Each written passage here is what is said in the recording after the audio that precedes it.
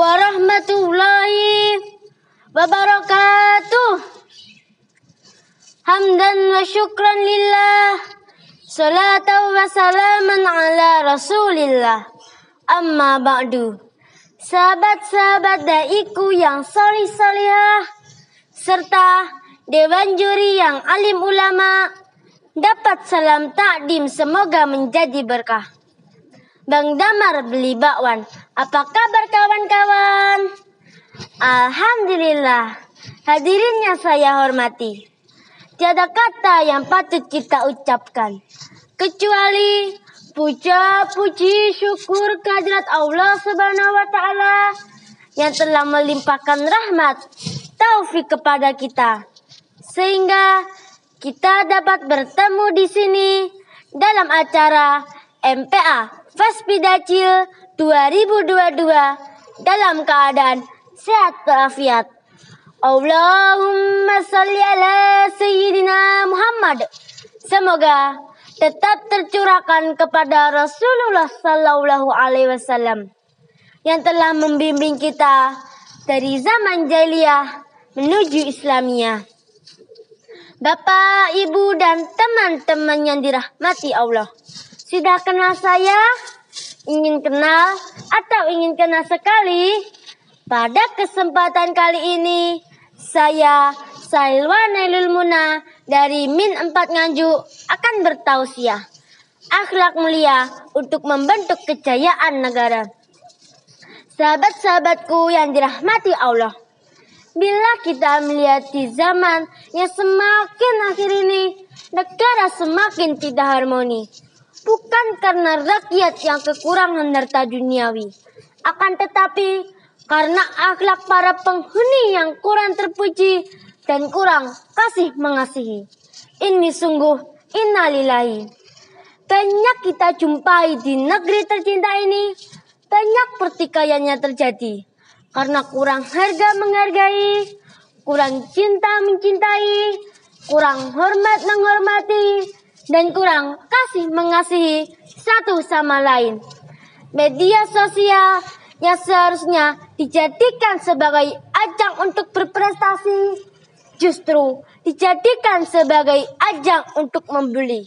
Saling tuduh sana sini, bikin hoaks yang tak mengandung arti, hingga akhirnya permusuhan dimulai. Betul apa betul? Ada syair yang mengatakan, sesungguhnya kejayaan umat terletak pada akhlaknya. Selagi mereka berakhlak dan berbudi mulia, jika akhlak dan perangainya hilang musnah, maka jatuhlah bangsa itu. Lalu, apa yang dimaksud dengan akhlak? Menurut Imam Al-Ghazali, akhlak ialah sifat-sifat yang tertanam dalam jiwa, yang menimbulkan segala perbuatan dengan gampang dan mudah, tanpa memerlukan pikiran dan pertimbangan. Saudara-saudaraku yang dirahmati Allah, bukankah Rasulullah suri dan kita yang telah membawa kita dari zaman unta menuju zaman innova, diutus oleh Allah untuk menyempurnakan budi pengerti kita. Sesungguhnya Rasulullah sebagai suri teladan kita telah memberikan teladan untuk saling kasih mengasihi antar sesama. Sifat Rasul demikian digambarkan dengan banyaknya kisah tentang kelembutannya.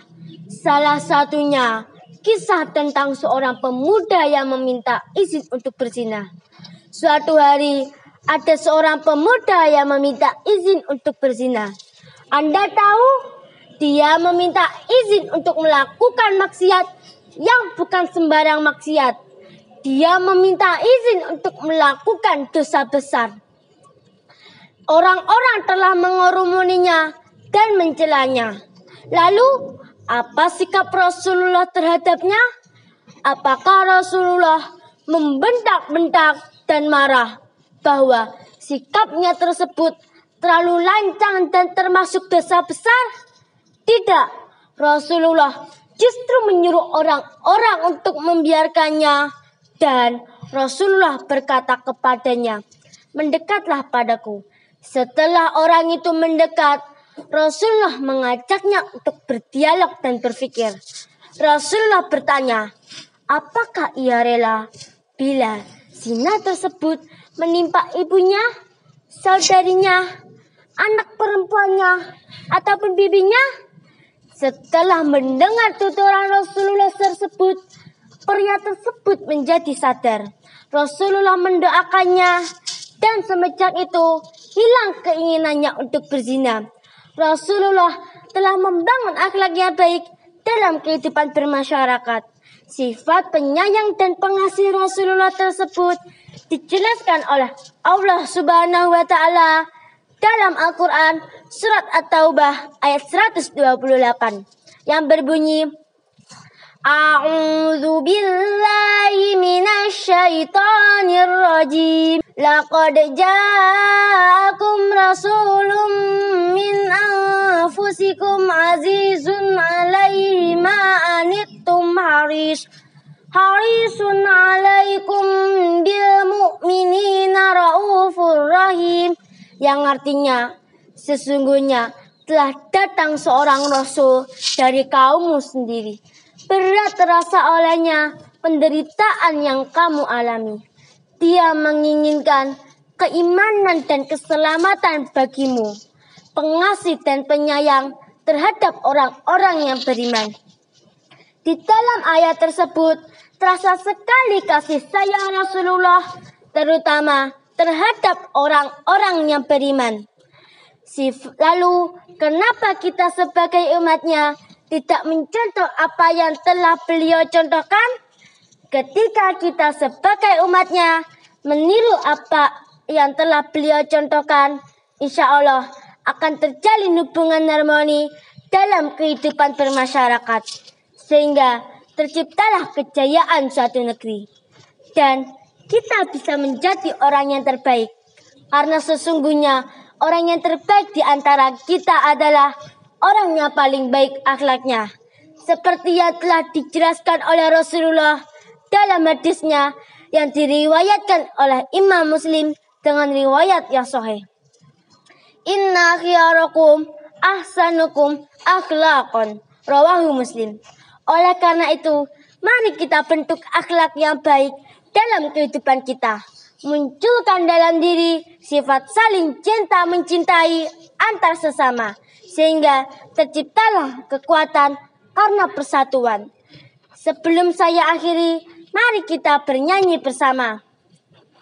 Alangkah indahnya negeri ini, andai dapat saling mengasihi, kan pasti mengalir kejayaannya karena pancaran kedamaiannya.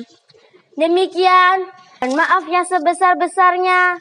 Akhirnya, kolam ikan di Kota Bekasi cukup sekian dan terima kasih. Ihdinas siratal mustaqim, ilahum muwafiq ila aqwamit thoriq.